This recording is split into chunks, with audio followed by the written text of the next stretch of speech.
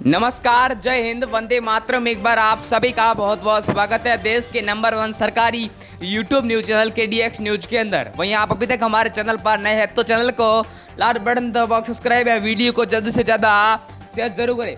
जी हाँ भाई बहनों, राजस्थान की 200 सीटों का महा ओपिनियन पोल सर्वे जारी कर दिया है एबीपी न्यूज, टाइम्स नाउ, फरोदी सट्टा बाजार और भारत की 5 बड़ी एजेंसियों ने।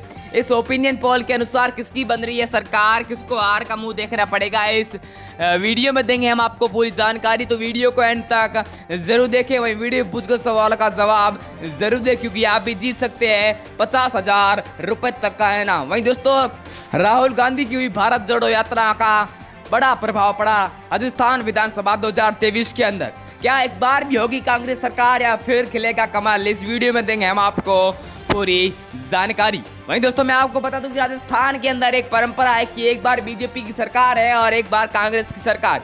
वहीं दोस्तों, परंपरा के अनुसार अब की बार बन सकती है बीजेपी की सरकार, लेकिन ओपिनियन पोल के अनुसार कांग्रेस पार्टी को बड़ा बहुमत मिलता हुआ दिखाई दे रहा। वहीं दोस्तों, राजस्थान के मुख्यमंत्री अशोक गहलोत ने लाइव आकर की 10 बड़ी घोषणाएं। माताओं और बहनों के लिए रेल बस यात्रा फ्री, बेरोजगार लोगों को दिया जाएगा 10,000 रुपए तक का भत्ता। वहीं दोस्तों, पीएम नरेंद्र मोदी ने आज रात 12 बजे आकर की घोषणाएं।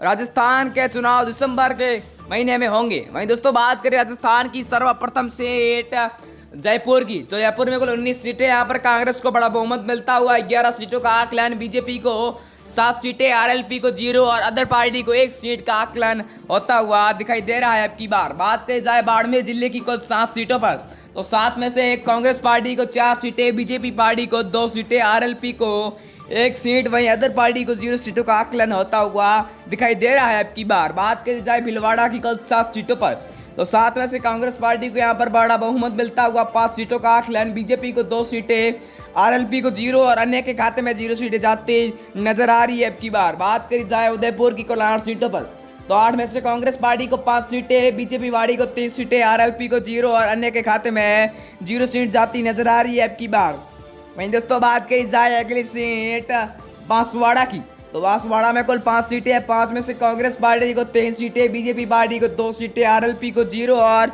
अन्य के खाते में 0 सीटें जाती नजर आ रही है। अब की बार वहीं दोस्तों, बात कर जाए नागौर जिले की कुल 10 सीटों पर, तो 10 में से कांग्रेस को यहाँ पर 4 सीटें, बीजेपी और आरएलपी टक्कर में चल रही है। बीजेपी को 3 सीटें और आरएलपी पार्टी को भी 3 सीटें प्राप्त हुई है अब की बार। वहीं दोस्तों, बात करी जाए अगली सीट अजमेर की, अजमेर में कुल यहाँ पर 8 सीटें। 8 में से कांग्रेस को यहाँ पर 5 सीटें, बीजेपी को 3 सीटें, आरएलपी को 0 और अन्य के खाते में 0 सीटें जाती नजर आ रही है अब की बार। वहीं दोस्तों, बात करी जाए अगली सीट डूंगरपुर की कुल 4 सीटों पर, तो 4 में से कांग्रेस को यहाँ पर 3 सीटें, बीजेपी को 1 सीट, आरएलपी को 0 और अन्य के खाते में 0 सीटें जाती नजर आ रही है अब की बार। वहीं दोस्तों, बात करी जाए अगली सीट गंगानगर की कुल 6 सीटों पर, तो 6 में से कांग्रेस को यहाँ पर 3 सीटें, बीजेपी को 2 सीटें, आरएलपी को 0 और अदर पार्टी को 1 सीट का आकलन होता हुआ दिखाई दे रहा है केडीएक्स न्यूज ओपिनियन सर्वे के अनुसार। बात करी जाए चित्तौड़गढ़ की कुल 5 सीटों पर, तो 5 में से कांग्रेस को यहाँ पर 3 सीटें, बीजेपी को 1 सीट, अदर को 1 और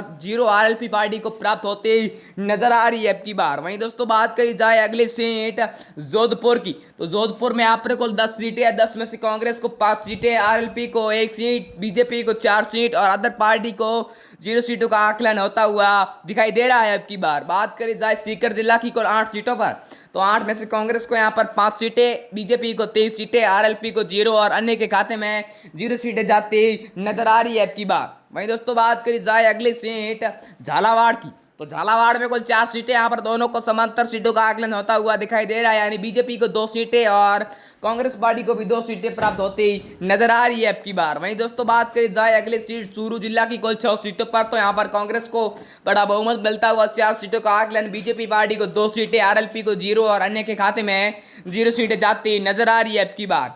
वहीं दोस्तों, बात करी जाए प्रतापगढ़ की कुल 2 सीटों पर, तो यहाँ पर 2 की 2 कांग्रेस पार्टी को प्राप्त हुई है। बाकी सभी पार्टियों को तगड़ा झटका लगता हुआ नजर आ रहा राजस्थान विधानसभा चुनाव 2023 के अंदर।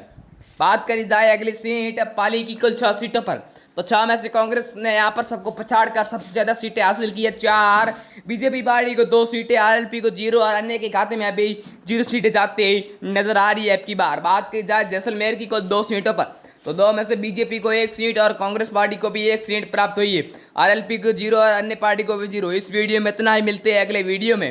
तब तक के लिए जय हिंद, वंदे मातरम। मैं आप सभी का दोस्त खुशहाल रिपोर्टर।